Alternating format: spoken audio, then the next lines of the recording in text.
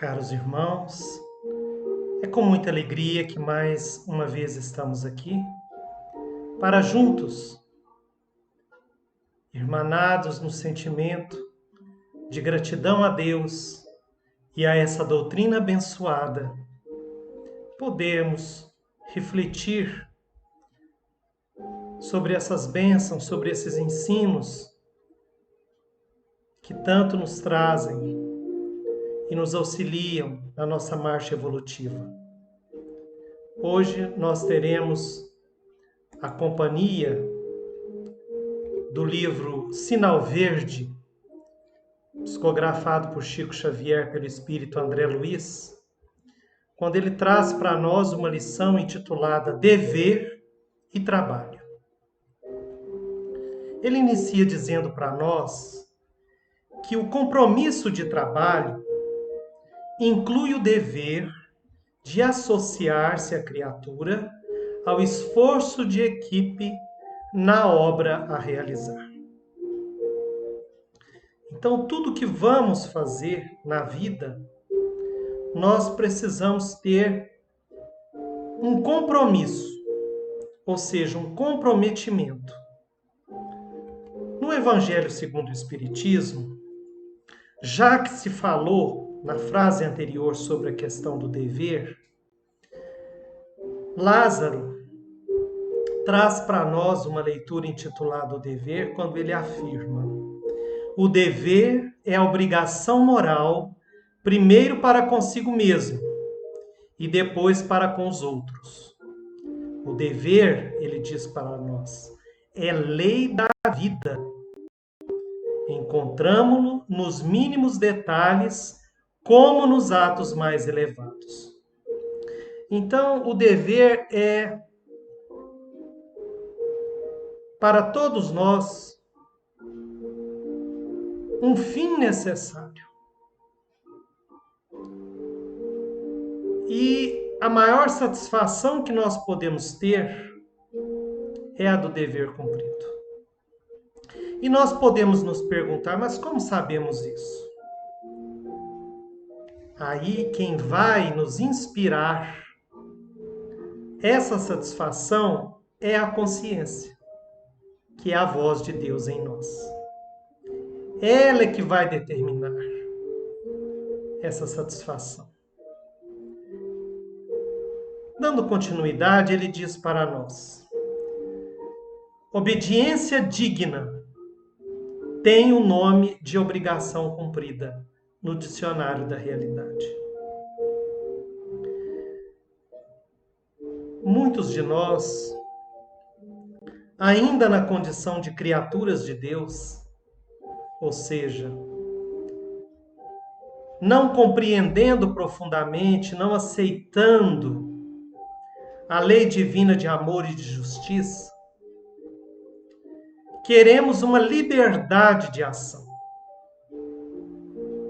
E para isso, desobedecemos, chegando às raias da libertinagem, extrapolando o limite do nosso direito, invadindo o direito do próximo, perturbando ao nosso derredor. Então, como que nós vamos cumprir uma obrigação? Como nós vamos realizar um trabalho que na maioria das vezes é coordenado por uma outra pessoa que não nós, se nós não obedecemos? Então essa obediência, ela tem que ser levada em conta por nós. E aí nós vamos de novo para o Evangelho segundo o Espiritismo, quando na leitura intitulada Obediência e Resignação, traz para nós essa frase maravilhosa. A doutrina de Jesus ensina em todos os seus pontos a obediência e a resignação. Duas virtudes companheiras da doçura e muito ativas se bem os homens erradamente as confundam com a negação do sentimento e da vontade. Então, caros irmãos, em Jesus nós temos como aprender com eficiência todas as virtudes morais. E a gente fica se perguntando, então, como ficam as pessoas que não consideram Jesus? Que não meditam Jesus? Que não trazem Jesus para a sua vida pessoal, para a sua vida profissional? A lógica nos responde que elas ficam entregues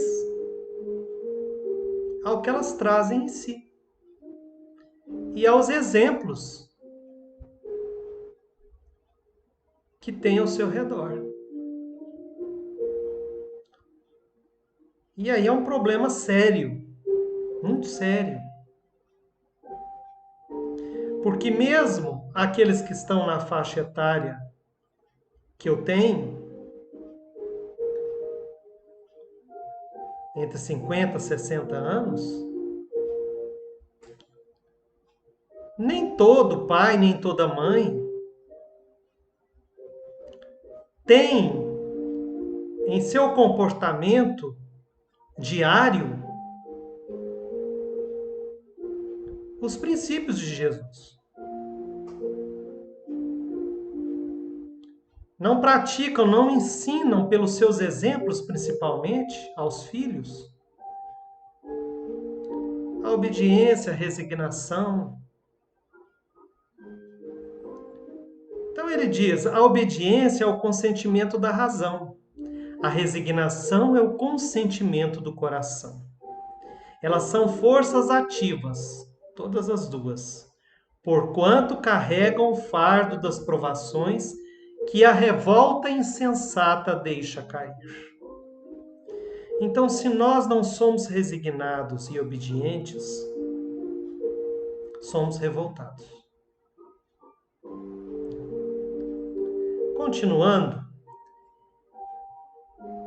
André Luiz, no livro Sinal Verde, vem dizer para nós: quem executa com alegria as tarefas consideradas menores, espontaneamente se promove às tarefas maiores. Então, trabalhar com alegria em nossos tempos é raro. Porque a maioria reclama. E aprende a reclamar.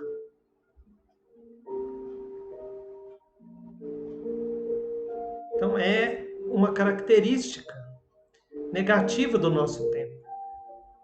Queremos o bem-estar. Queremos as coisas materiais, ou seja, queremos os recursos amoedados, mas sem trabalho. Ou com um trabalho que nos exige o mínimo de esforço possível. E aí, lá no Evangelho segundo o Espiritismo, na pergunta que Kardec fez aos espíritos sobre a necessidade da encarnação, se a encarnação é uma punição e só os espíritos culpados a ela estão sujeitos, São Luís responde: a passagem dos espíritos pela vida corpórea é necessária para que eles possam realizar com a ajuda do elemento material os propósitos cuja execução Deus lhes confiou.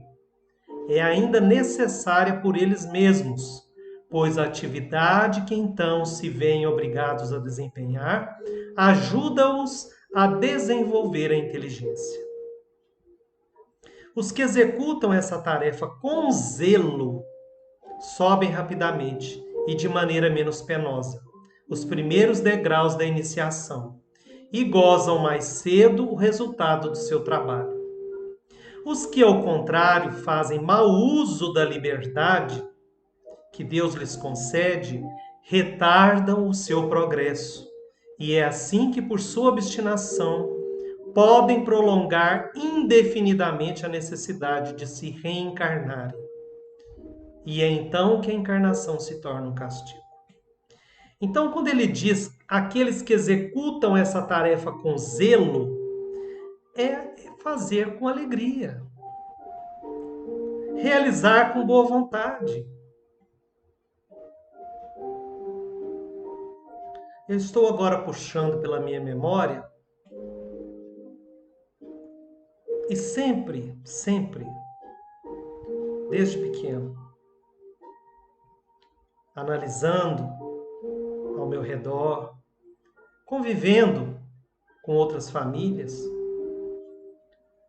escutando os relatos, as histórias dos meus irmãos em humanidade, eu sempre agradeci muito a Deus pelo pai e pela mãe que me concedeu nessa existência. Eu sei que isso não foi de graça, não é um privilégio de Deus para a minha pessoa. E eu sei também que eu trabalhei no plano espiritual antes de vir para cá, para poder merecê-los. Porque apesar de serem pessoas simples, todos dois com o primeiro grau primário, foram pessoas de uma moral cristã, apesar de não serem praticantes de nenhuma religião. Enquanto nos criaram, uma moral cristã irretocável. Buscando pela minha memória, eu não me lembro. Estou dizendo a verdade. Eu não me lembro, como filho mais velho, de ter ouvido uma reclamação, nem do meu pai, nem da minha mãe, com relação ao fato de terem que trabalhar. Quando eu estava maior, entre os 7 e 15 anos, eu me lembro do meu pai levantando de madrugada para atravessar a cidade a pé para pegar a condução na periferia para ir para a fazenda.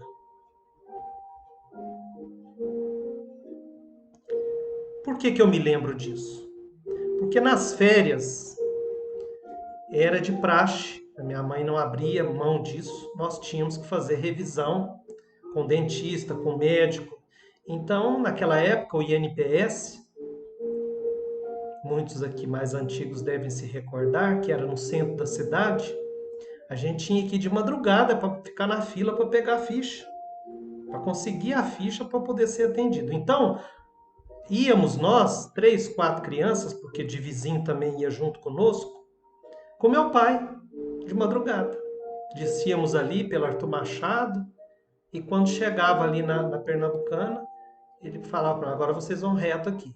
E ele seguia, e atravessava a cidade até o posto Zote.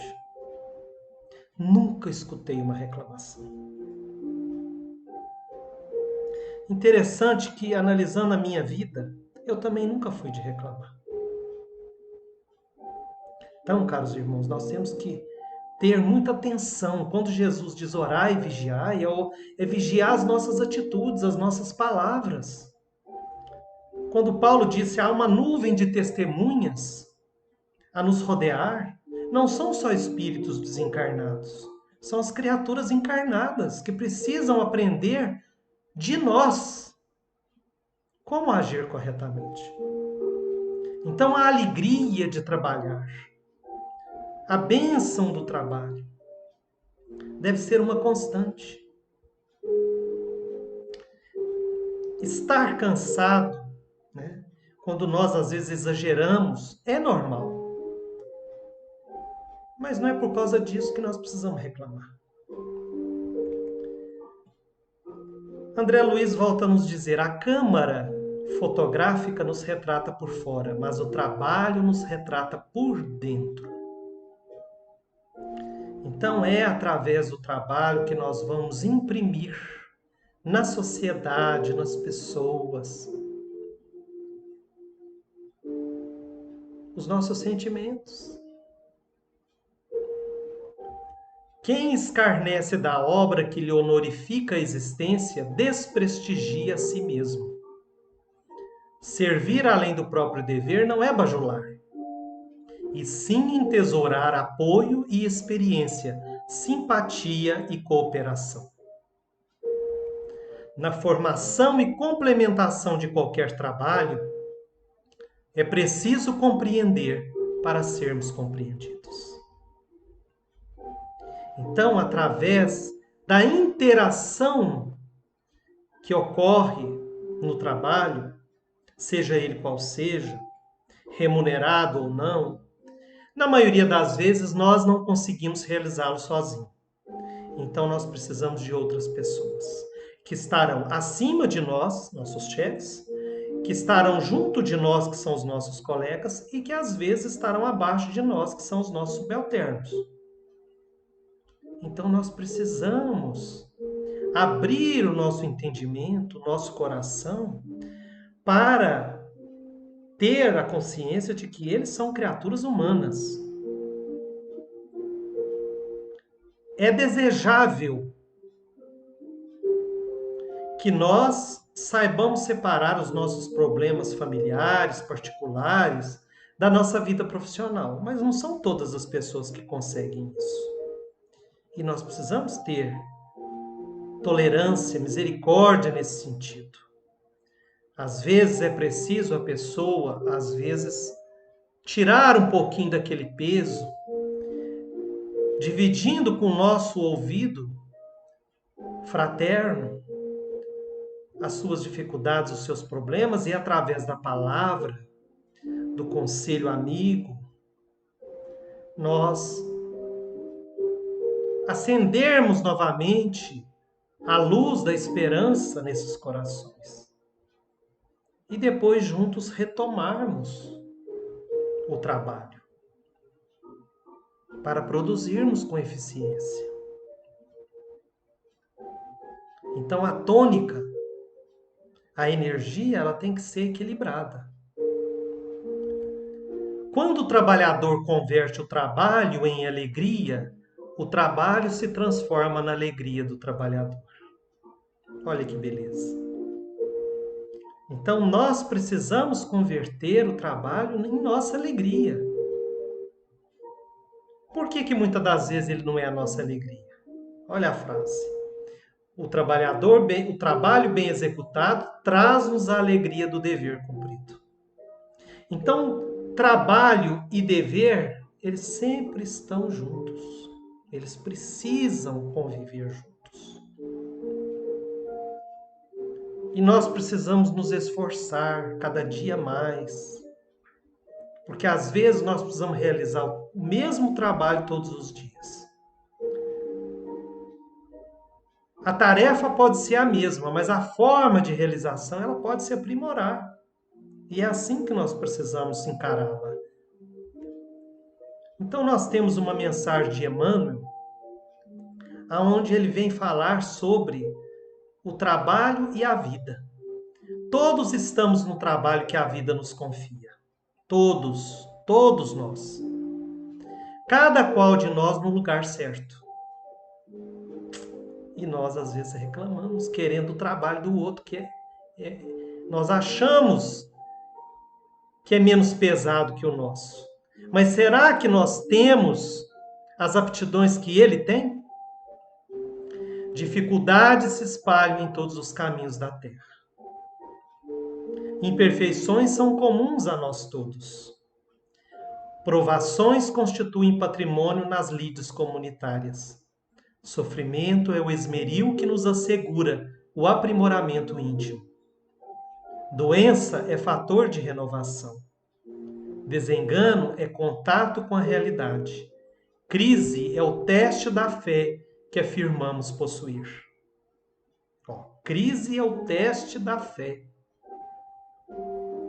Então, nenhum de nós, seja individual ou coletivamente, vamos viver sem crise. Porque nós precisamos testar a nossa fé. Atendamos às nossas obrigações fazendo o melhor. porque dever é o ensinamento que se nos faz necessário a cada dia. Nos momentos amargos, não desesperes.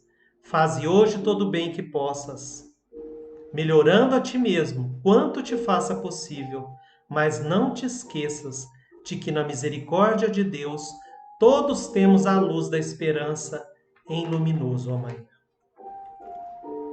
Então é uma mensagem de esperança, de renovação, para que nós tenhamos mais alegria, mais boa vontade em tudo aquilo que nós, ou que a vida nos traga a cumprir. Tem uma historinha de Meimei que nós queremos compartilhar com vocês, que ela deu o título de O Dever Esquecido. Ela conta para nós que certo rei, muito poderoso, sendo obrigado a longa ausência, tomou de uma grande fortuna e entregou ao seu filho, confiando-lhe a incumbência de levantar grande casa, tão bela quanto fosse possível.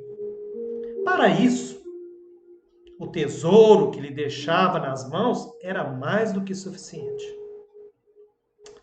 Acontece, porém, que o jovem, muito egoísta, arquitetou o plano de enganar o próprio pai, de modo a gozar todos os prazeres imediatos da vida. Então ele passou a comprar materiais inferiores para construir a casa. Onde lhe cabia empregar metais raros, utilizava latão.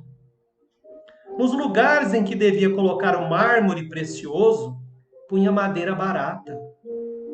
E nos setores de serviço, em que a obra reclamava pedra sólida, aplicava terra batida. Com isso, ele obteve, lógico, com essa economia, largas somas que ele consumiu, desorientado junto aos seus amigos loucos. Quando o monarca voltou, surpreendeu o príncipe, abatido e cansado, a apresentar-lhe uma cabana esburacada, ao invés de uma casa nobre. O rei, no entanto, deu-lhe a chave do pequeno casebre e disse-lhe bondoso: a casa que mandei edificar é para você mesmo, meu filho. Não me parece a residência sonhada pelo seu pai, mas devo estar satisfeito com o que você próprio escolheu. Após ligeira pausa, ele advertiu: o conto impele-nos a judiciosas apreciações quanto ao cumprimento exato dos nossos deveres. Comparemos o soberano a Deus, nosso Pai. O príncipe da história poderia ter sido qualquer um de nós. A fortuna para construirmos a moradia de nossa alma é a vida que Deus nos empresta. Quase sempre, contudo, gastamos o tesouro da existência em caprichosa ilusão, para acabarmos relegados, por nossa própria culpa, aos pardieiros apodrecidos do sofrimento. Mas aqueles que se consagram à bênção do dever, por mais áspero que seja, adquirem a tranquilidade e a alegria que o Supremo Senhor lhes reserva, por executarem fiéis a sua divina vontade, que planeja sempre o melhor a nosso favor. Então, caros irmãos, olha que comparação sublime que nossa irmã Meimei faz. Será que nós estamos cumprindo com o nosso dever, abraçando o trabalho que nos cabe com alegria devida, para que as nossas virtudes sejam buriladas? É nesse esforço, é na dificuldade que intimamente sentimos, só Deus e nós sabemos, é que as nossas imperfeições são trabalhadas. é que o nosso egoísmo, o nosso orgulho é rechaçado, é que a nossa humildade, ela é evidenciada. Então vamos nós partir para a nossa prece. Na verdade, nós, sob as bênçãos dessa doutrina, não temos quase nada a pedir, senão a misericórdia de Deus, de Jesus, para os nossos erros ainda frequentes. Todas as vezes que nós abrimos a porta da nossa alma à preguiça, ao desalento, à aflição, à dúvida, tantas provas já tivemos, como todos, aliás. Mas, Senhor Jesus, te agradecemos por tudo. Te agradecemos e agradecemos a esses espíritos amigos, familiares, que eles possam neste momento abençoar esse lar, fluidificar essas águas, envolver em vibrações de amor e luz cada irmão desencarnado que porventura aqui esteja, e abraçando-os, tomando-lhe as mãos, possam conduzi-los até onde eles possam receber do que necessitam. Que essa paz que nos invade, Senhor, que a luz dessa compreensão possa se estender, alcançando todos os nossos irmãos em humanidade. Mas que tudo seja feito segundo a tua vontade e não a nossa. Pai nosso que estais nos céus, santificado seja o vosso nome. Venha a nós o vosso reino. Seja feita a vossa vontade, assim na terra como nos céus. O pão nosso de cada dia dai-nos hoje. Perdoai as nossas ofensas, assim como nós perdoamos a quem nos tem ofendido. E não nos deixe cair em tentação, mas livra-nos de todo o mal. Que assim seja. Desejamos a todos uma boa noite, cheia de muita paz, de muita luz. Que possamos meditar nesses ensinos e fortalecer a nossa vontade. Que ela seja abençoada em tudo que passamos e que possamos fazer de hora em diante. Fiquem com Deus. Uma boa noite a todos.